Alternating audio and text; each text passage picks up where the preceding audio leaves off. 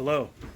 Today I started working on, sorry, door just started opening during the middle of filming, installing the carbon monoxide detector, and somehow I ended up on this project. Somehow I am now working on rewiring all the tail light components to the lights on the generator mount. The only difficulty I have now is figuring out what wire does what. Typically, if it's red and black, red is your positive, black is your negative. If it's black and white, black is your positive, white is your negative. If it's red and white, I don't know. So here are my guesses and assumptions. White is going to be the negative there, and red is going to be lights on or brake lights on.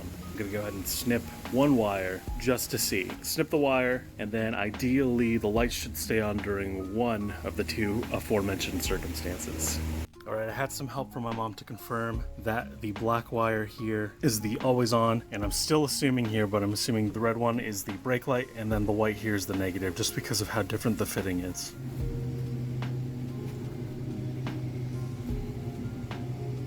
It's really dark right now because that took forever, but I'm using this hole filler plate to cover up the hole on the bus. I just have to make sure that I cut a notch for the wire to fit. Unfortunately, we already soldered all the wires. Otherwise, totally fit it through this hole and it'd be perfect.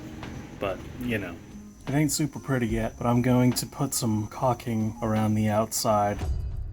Howdy doody. Working on the bus again today. Surprise, surprise. First thing I did today was go online and order 2 weather-resistant speakers and a mini amplifier, the associated cables, all of that to connect my projector on this side of the bus to the audio system on this side of the bus. Just to show you how I have this mounted up here, I have this ball head. On the bottom of the ball head is a cold shoe mount for cameras and whatnot. Originally I was just gonna do a 1/4 threaded bolt because that's the same threading and it would have worked, but this cold shoe mount is incredibly low profile. This way we can reorient the projector any way we need to. Once everything comes in, the cables are going to run underneath these boards to the other side. With the electric system, if I want to use the microwave, I can't. Or I can only use it for a short amount of time. The microwave draws 80 amps, maybe a little more, and I have a breaker hooked up to the batteries, so the breaker's set for 100 amps. And the problem is, if I'm using the microwave and then the refrigerator or the lights or something else is on,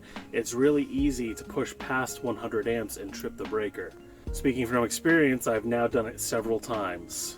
So my solution is I'm going to go ahead and put 2 breakers in parallel, along with adding in a bus bar so that all the power can go the way it needs to without any issue. The batteries are still protected by 100 amp breakers, there's just going to be 2 of them. So I'm going to work on that project probably tomorrow, maybe a little bit today.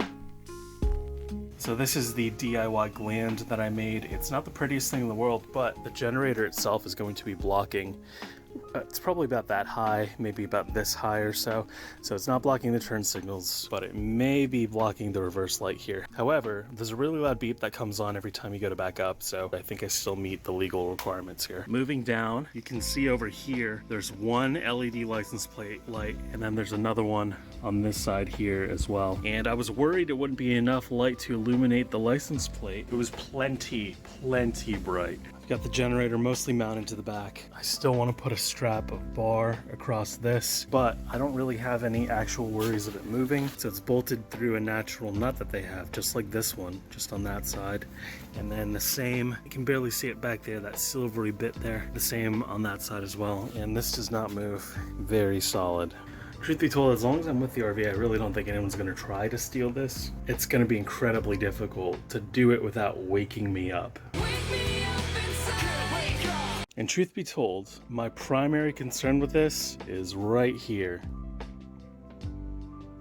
I did install the carbon monoxide alarm, and I do have it above my head as close to the ceiling as possible because carbon monoxide's lighter than air. Make sure you follow EPA or government guidelines wherever you live. I'm not super knowledgeable with generators and carbon monoxide, so I want to make sure that when I test this, it's in a safe way to where I'm not voluntarily putting myself in harm.